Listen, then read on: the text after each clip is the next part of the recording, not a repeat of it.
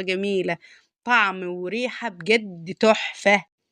جربيها، جربيها وإن شاء الله هتعجبك.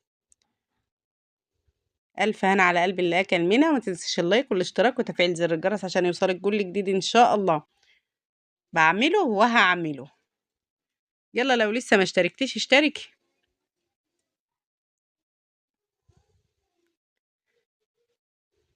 أشوفكم في فيديو جديد إن شاء الله يا حبايبي، مع السلامة.